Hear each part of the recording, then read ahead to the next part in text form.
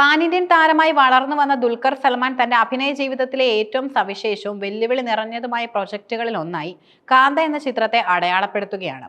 നടൻ എന്നതിലുപരി റാണ ദഗുപട്ടിയുമായി ചേർന്ന് നിർമ്മാതാവിന്റെ ഉത്തരവാദിത്വം കൂടി ഏറ്റെടുക്കുന്ന ഈ ചിത്രം സാധാരണ സിനിമാ നിർമ്മാണ രീതികളിൽ നിന്നും ഏറെ വ്യത്യസ്തമാണ്.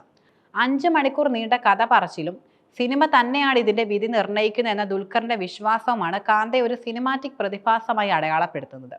ഈ പീരീഡ് ഡ്രാമ ത്രില്ലർ 1950കളിലെ മദ്രാസിലെ സിനിമാ ലോകത്തിന്റെ പശ്ചാത്തലത്തിൽ ഒരു പ്രശസ്ത സിനിമാ താരത്തിന്റെ നിഗൂഢമായ ജീവിതത്തെയും മനുഷ്യബന്ധങ്ങളുടെ സങ്കീർണതകളെയും പരിവേഷണം ചെയ്യുന്നു. സിനിമാ ചർച്ചകൾ പൊതുവെ സമയബന്ധിതമായിരിക്കുമ്പോൾ കാന്തയുടെ കഥ കേൾക്കാനായി ദുൽഖർ സൽമാൻ 5 മണിക്കൂറിലധികം ചിലവഴിച്ചു എന്നത് ഈ പ്രൊജക്ടിന്റെ അസാധാരണ സ്വഭാവം വിളിച്ചോതുന്നു. ഈ സമയം ഒരു തിരക്കഥ വായനക്കാരനായിരുന്നില്ല, മറിച്ച് ഒരു തത്സമയ സിനിമ അനുഭൂതിയായിരുന്നു എന്ന് ദുൽഖർ പറയുന്നു. 2019 ആദ്യമായി കഥ കേൾക്കുമ്പോൾ കഥാകാരനും സംവിധായകനുമായ സെൽവമണി സെൽവരാജിന്റെ ആഖ്യാന രീതി തന്നെ ഒരു സിനിമ കാണുന്ന പ്രതീതിയാണ് നൽകിയത്. വെറും വാക്കുകളിലൂടെയല്ല, മറിച്ച് ശബ്ദങ്ങളും സംഗീതവും സമന്വയിപ്പിച്ചുകൊണ്ടുള്ള അവതരണ രീതി ദുൽഖറിനെ പോലെ ഒരു മികച്ച നടനെ പോലും കഥയിൽ പൂർണ്ണമായി മുഴുകാൻ പ്രേരിപ്പിച്ചു.